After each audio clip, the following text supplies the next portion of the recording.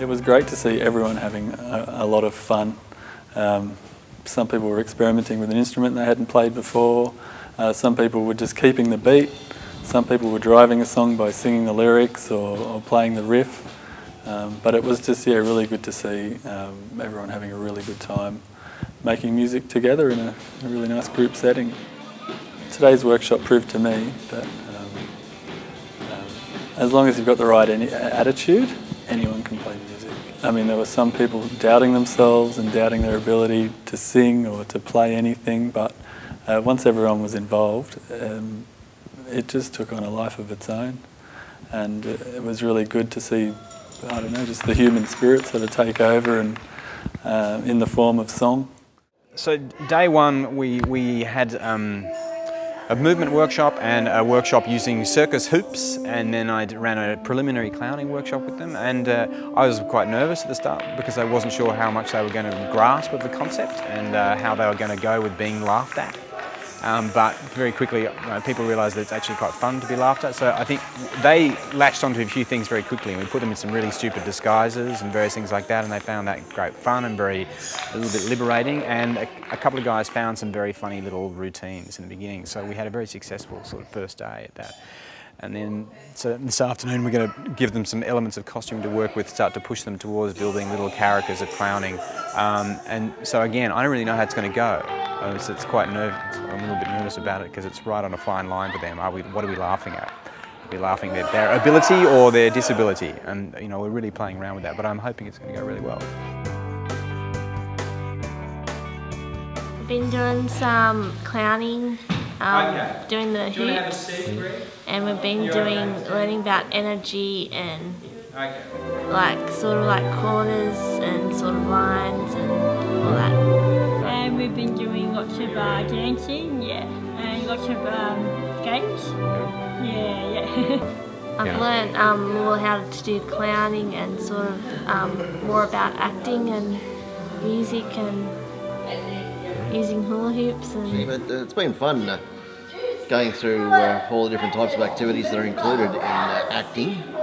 Because it gives them confidence in that, because I came in here with no confidence some days, and I'm thinking, I came in here yesterday thinking I can't do stuff, didn't I?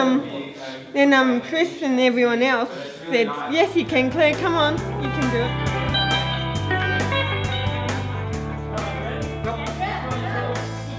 It's been a really fantastic experience, both for myself as a teacher, because it can be really extremely physical. It actually makes me go back to the principles of what I do and why I do what I do, to really streamline and communicate those to people who aren't perhaps so physically adept. And hopefully that's great for the participants as well, because they are getting those principles very cleanly and very clearly. It's just a rich experience, hopefully for the participants, but definitely for me, yeah.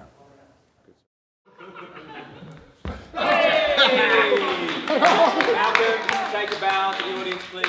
Well, we just finished the first of two weekend workshop intensives, which we were funded through the Arts New South Wales Arts and Disability Partnership funding that they started last year. So yeah, we've just completed that. It's been a fun weekend. It was a series of 6 workshops. Total. Over the 2 days, and I think we had 13 participants. So it's a kind of follow-on from a thing we did in 2008. I guess the weekend was to give the opportunity for them to learn new skills, try different forms of workshops, take them out of their comfort zone to a degree, but also keep it in context in regards to what we want to work on in the future. So we had 4 workshop leaders. Yeah, Chris Becky, who worked in movement, Joe Turner. So both Joe and Chris worked over both days, and Joe did some work in clown. And Heidi Hillier did hooping yesterday, and Gordo Watt did music today. So variety of things, but they all sort of fed into each other quite nicely. And basically we chose those because I felt that there was a sort of natural interest from the group, just from working with them myself this year, that they might be areas that they would get a lot out of. to engage their interest whilst at the same point learning new skills and developing what they've already got in play. And you know, for me, I guess one of the positive things was to see a few of the ones in the development drama actually come out of their shell. And actually just to watch and see what's come out of the workshops. And it's really helpful then to sort of see, oh, where are we on the right path, and have that confirmed. And I think in many ways, as Anne-Louise just alluded to, it was good to sit back and watch the group interact with one another, and also interact with the new trainers in many ways. And from that, sitting back, actually got a concept of exactly where we need to be pitching these guys and where we need to go with them, and the process that we need to put in place ourselves to ensure that we can develop. And in many ways, it just seamlessly happened over the last 2 days. So I think the amount of material we got from the last 2 days has really put us in good stead for where we need to be in the next 12 to 18 months with the guys.